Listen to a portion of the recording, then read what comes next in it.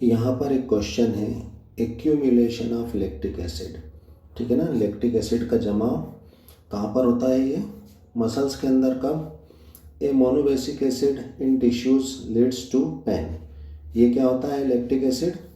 ये monobasic acid होता है। किस तरह से? हम जानते हैं हमारा लैक्टिक एसिड होता है CH3CHOH और COOH। ठीक है ना, ये मोनोबेसिक एसिड है क्योंकि ये क्या करता है, एक H+ देकर जो है 1 टाइम्स इसको बचा हुआ जो है इसको बेसिक कर देता है। हम जानते हैं कि कंजुगेटेड एसिड और कंजुगेटेड बेस में सिर्फ एक हाइड्रोजन का डिफरेंस होता है।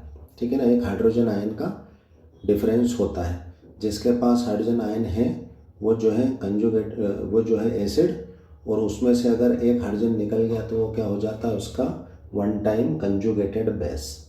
ठीक है ना, यानी कि हमारा लैक्टिक एसिड HC3H5O3 ये एक H+ देता है और क्या बनाता है, इसका कंजुगेटेड बेस बनाता है। ठीक है ना, ये क्या है, लैक्टिक एसिड का कंजुगेटेड बेस है। ठीक है ना, यानी लैक्टिक एसिड क्या होता है, मोनो बेसिक एसिड होता है, एक H+ देने वाला है। ठीक है, तो जब ये लैक्टिक एसिड मसल्स में जमने लगता है, इकट्ठा होने लगता है, तो क्या होता है, उससे थकान फील होती है। ठीक है ना, in tissues to pain and a feeling of fatigue. तो उससे क्या होती है, हमें थकान की जो है फीलिंग होती है और मसल्स में पेन होता है। इन ए 0.1 मोलर एक्वस सॉल्यूशन।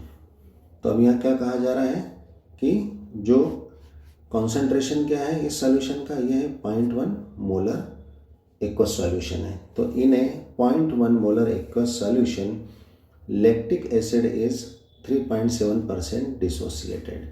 तो ये जो एक्वस सॉल्यूशन है 0.1 मोलर, तो इसमें क्या है, लैक्टिक एसिड कितना डिसोसिएट होता है, 3.7%। ठीक है, यानी 100 में से ये 3.7% ही डिसोसिएट होता है। यानी सीधी सी बात है, ये क्या होता है, लैक्टिक एसिड वीक एसिड होता है। ठीक है ना, तो यहाँ पर हम जो है वीक एसिड के लिए फार्मूले का यूज़ करेंगे। ठीक है, the value of dissociation constant. तो यहाँ पर क्या पूछा जा रहा है, वैल्यू ऑफ डिसोसिएशन कांस्टेंट के। तो हम जानते हैं कि जो वीक एसिड होता है उसके लिए डिसोसिएशन कांस्टेंट क्या होता है, Ka। ठीक है, और वीक अगर बेस हो तो Kb। ठीक है, तो यहाँ पर जो है हमारा डिसोसिएशन कांस्टेंट किसके लिए, वीक एसिड यानी लैक्टिक एसिड के लिए K पूछा जा रहा है। For this acid will be, यानी इस एसिड के लिए जो है डिसोसिएशन कांस्टेंट क्या होगा, तो यहाँ पर आंसर होगा बी 1.4 × 10⁻⁴। ठीक है ना, और ये किस तरह से होगा आइए हम देखते हैं। तो जैसा कि क्वेश्चन से हमें पता चल रहा है कि हमारा जो लैक्टिक एसिड है, ठीक है ना, C3H5O3 यानी हमारा CH3CHOH COOH जो कि मोनो बेसिक एसिड है। ठीक है ना, एक H+ देने वाला। इसका डिसोसिएशन किस में, कितने कॉन्सेंट्रेशन में, 0.1 मोलर एक्वस सॉल्यूशन।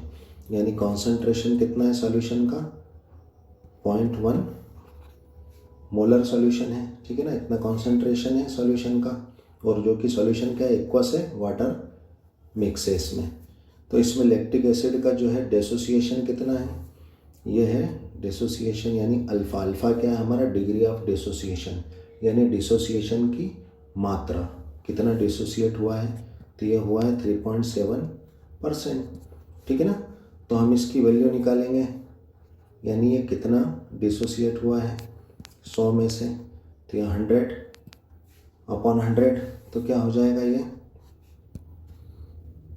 0.037। ठीक है ना, ये डिग्री ऑफ डिसोसिएशन हो जाएगी इसकी।